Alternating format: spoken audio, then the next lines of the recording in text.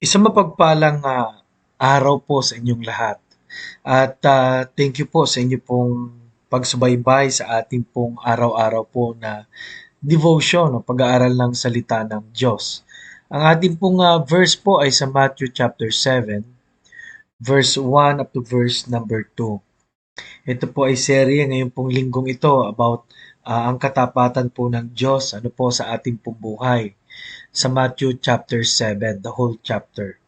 Ang sabi po rito, judge not that ye be not judged. At sa verse number 2,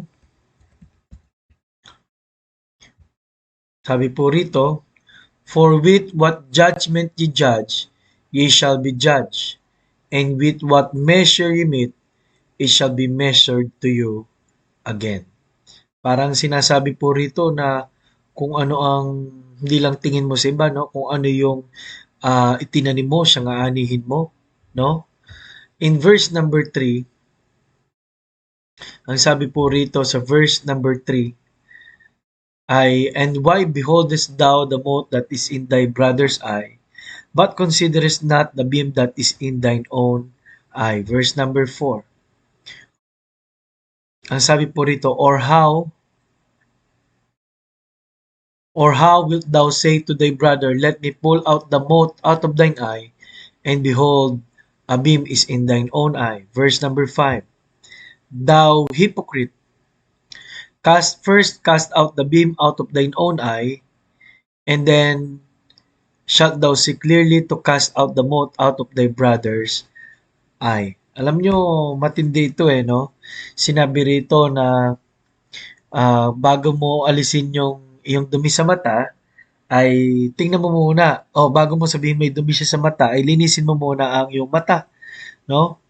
Alam nyo, ang ating pag-uusapan ngayon ay tungkol po sa loyalty. At alam nyo, hindi ko alam kung saan po ang context pagdating dito sa chapter 7.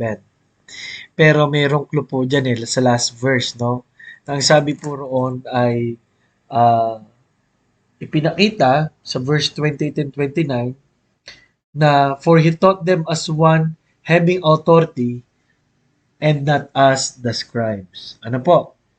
So, ang clue po dyan ay ipinapakilala ng Panginoon yung kanyang ah, pamamaraan ng pagtuturo. And at the same time, sabi diyan, hypocrites, maaring pinatutungkulan po nito ay yung mga pariseyo at skriba na lagi pong may nasasabi rin sa Panginoon. Ano po? Pangatlo, sinasabi ng Panginoon ang pinaang dakilang kung meron mag-judge sa atin ay ang Diyos. Pero kukunin po nating lesson po rito ay number 1, loyalty of God is when we are measured by God. Loyalty of God is when we are measured by God. Ano po? Ang unang-una pong limang araw ay tungkol po sa pagtatapat ng Panginoon dahil siya ang sumusukat sa atin. No, tungkol sa loyalty of God. Ano po, yan pong pag-uusapan natin. Sa sunod na lima naman ay paano naman tayo magiging tapat. Ngayon po, sa loyalty of God is when we are measured by God. Salamat po, ang Diyos po ang sumusuri at sumusukat sa atin. Kasi po, sa panahon pong ito, ang dami pong standard ng mundo. No? Pagka hindi ganito ang suot mo, ay hindi ka in. Pag di ka mapera, wala kang say. At alam nyo, kahit saang pumunta ka, bansa, no? Kung saang trabaho, lugar ng trabaho, eskwelahan, ay mayroong pwedeng sabihin sa iyong tao kung anong impresyon nila sa iyo. Pero salamat po, may pagkaataon tayong masilip. Ang isa sa pinamagandang pangyayari sa buhay ng tao ay tayo po ay mini-measure hindi po ng standard ng mga tao, kundi una standard ng Diyos.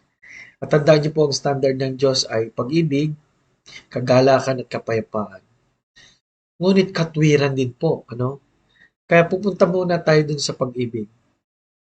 Sa araw po na ito, salamat po sinukat tayo ng pag-ibig ng Panginoon. Kasi kung hindi po sa pag-ibig ng Panginoon, wala ng pag-asa. Kung hindi sa pag-ibig ng Panginoon ay nasaan po kaya tayo? At kung hindi sa pag-ibig ng Panginoon ay hindi po maa-apply yung tinatawag na grasya o biyaya ng Diyos.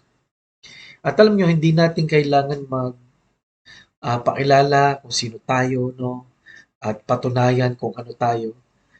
Dahil una, tayo naman talaga ay wala pong magagawa sa harapan ng Diyos kung wala siya.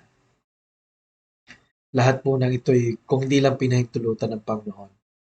Kaya po, magpaumbaba lang tayo at hayaan na natin ang Diyos ang gumawa dahil God resisted the proud but giveth grace to the humble.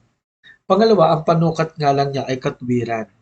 Kaya salamat po na si Jesus po ay namatay para sa atin na sa anyang katwiran at sa anyang pagbata ng ating mga pagkaasal ay hindi na tayo ang mapaparusahan.